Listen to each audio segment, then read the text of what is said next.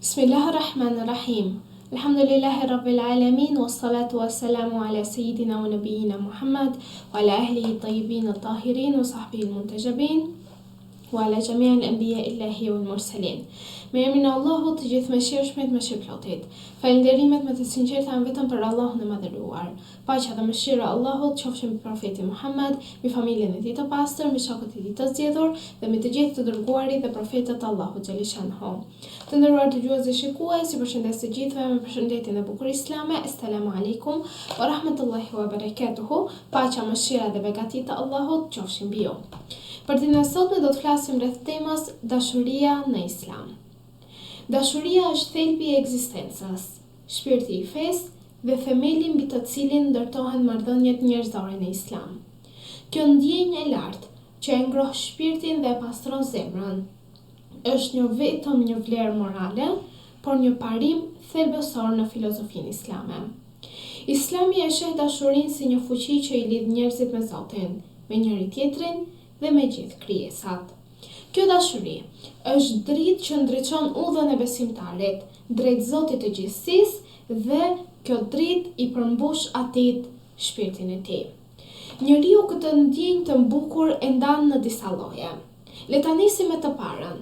Dashuria për Allahun është zemra e besimit. Në zemër të fesë së pastër islame qëndron dashuria për Allahun Zotin një dhe të vetëm.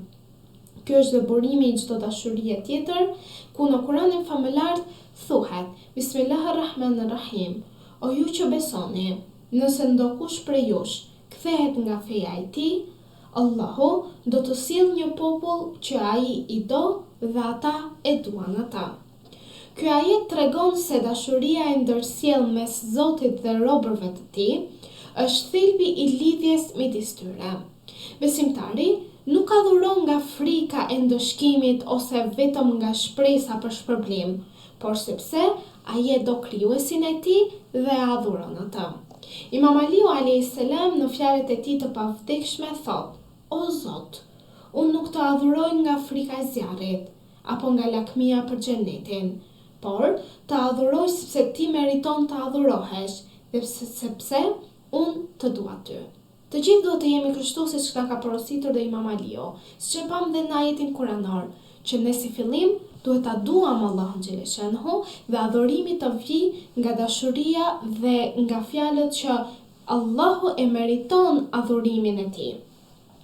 Kjo thënie e imamit, Imam Aliut, zbulon esencën e dashurisë së pastër, që është një ndjenjë që lind nga njohja, dija dhe përulësia para madhështisë hyjnore. Dashuria e dytë është dashuria ndaj profetit dhe ehlibetit pra familjes së tij, të cilët janë udhërrëfyes për të gjithë besimtarët. Dashuria ndaj profetit Muhammad sallallahu alaihi wasallam është detyrim për çdo besimtar dhe besimtare. Allahu i plotfuqishëm thot në Kur'anin e shenjtë: Bismillahirrahmanirrahim. Thuaj, nëse i doni Allahun, më pasoni mua, që Allahu t'ju doj dhe t'ju fal mëkatet. Ajeti 31 i surës Al-Imran. Pra pasimi i profetit është pasojë e dashurisë për Allahun dhe përmes këtij pasimi arrihet dhe dashuria hyjnore.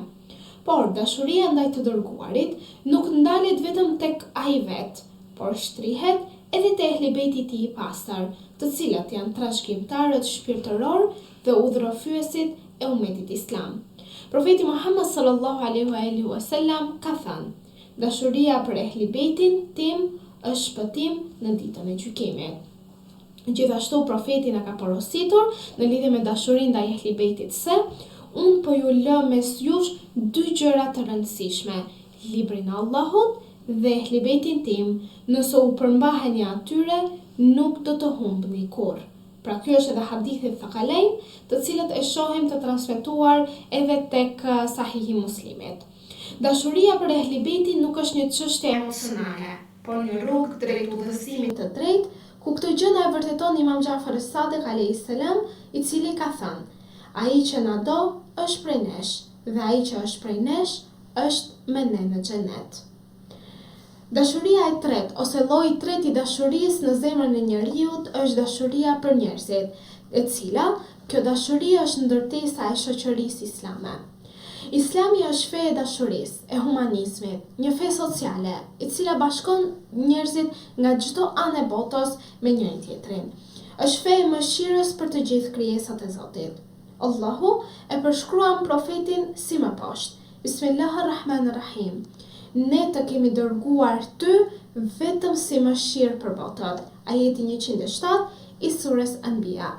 Pra dashuria është rruga për bashkëtesën, rruga për solidaritetin, rruga për ndërtimin e një shoqërie të drejtë dhe të vendosur në atë vend ku është. Profeti Muhammed, paqja dhe bekimet e Allahut qofshin mbi të dhe mbi familjen e tij, ka thënë: asnjë prej jush nuk ka besuar vërtet derisa të doj për vëllain e tij atë që do për veten e tij. Imam Aliu a.s. ka thënë: mos u ndal kurrë së bëri mirë, edhe nëse të tjerët se meritojnë, sepse ti nuk e bën atë për ta, por e bën vetëm për veten dhe për Allahun xhaleshanhu. Pra në çdo hap që hedhim, duhet të jemi me mendjen se ai veprim që ne do bëjmë është për të fituar kënaqësinë e Allahut, për të fituar pikën e parë, dashurinë e Zotit për krijesat e tij dhe që Zoti të jetë në zemrën tonë, në jetën tonë, të bëjmë vepra të mira dhe të mos mendojmë se çfarë mendon tjetri, por të kemi në veten tonë dhe në qenien tonë vetëm pyetjen se a është i gëzuar Allahu xhaleshanhu me ne dhe a është i lumtur dhe a na don Allahu me këto vepra. Pra këto janë pyetjet thelbësore që njeriu do t'i ketë në vetveten e tij. Pra të nderuar dëgjues dhe shikues, dashuria është forma më e lartë e moralit dhe këtë mos ta harrojmë kurrë. Ajo ndërton ura mes njerëzve, shëron plagët e urrëties dhe krijon një botë më të drejtë. Lloji i katërt i dashurisë është dashuria si burim i veprave të mira. Në fenë e pastër islame, dashuria nuk është vetëm një ndjenjë që mbahet në zemër. Ajo është forca që nxit veprime të mira. Dashuria për Allahun shfaqet në lutje, në sakrificë si dhe në përkushtim. Dashuria për njerëzit shfaqet në ndihmë, në drejtësi dhe në mirësi ndaj njëri tjetrit. Imam Zainul Abidin a.s. në librin e tij Sahifa Sajjadiyya thot: o Zot, mbushe zemrën time me dashuri për ty, që ajo të më bëjë të dëshiroj të jem pranë teje, e më shumë se sa të jem në këtë botë. Ai që do sinqerisht vepron sipas dashurisë së tij, ashtu siç thot Kurani i Shenjtë, ata i japin përparësi të tjerëve mbi vetveten, edhe kur janë vetë në nevojë. Ajeti 9 i surës Hashr. Pra njeriu i cili kërkon të mirën për tjetrin, ka të mëshirën dhe mshurinë ndaj krijesave të tjera, kërkon që ato të tjerët të jenë mirë dhe nëse të tjerët janë mirë, edhe ai do të jetë i mirë. Ky është kulmi i dashurisë, pra të japësh, të sakrifikosh dhe të falësh, sepse dashuria për hir të Zotit këto sakrifica kërkon. Lloji i fundit është dashuria në lidhje me faljen dhe mëshirën, ku është një dashuri e ngushtë e lidhur me besimin tek Allahu xhaleshanhu. Të gjithë e dimë që Allahu ka dy emra të mrekullueshëm, Ar-Rahman dhe Ar-Rahim, pra më i mëshirshmi dhe mëshirëploti.